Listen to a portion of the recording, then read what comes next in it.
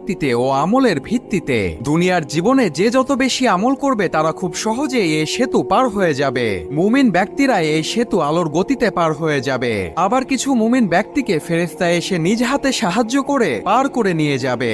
আর যে সকল ব্যক্তি দুনিয়াতে দুর্বল আমল করবে তারা এই সেতুতে ধীর গতিতে আগাবে এবং চলতে চলতে তারা নিচে পড়ে যাবে, অর্থাৎ জাহান্নামে পড়ে যাবে। একবার চিন্তা করে দেখুন, আপনি এমন একটি ব্রিজ পার হচ্ছেন যার নিচে জাহান্নামের আগুন দাউ দাউ করে জ্বলছে।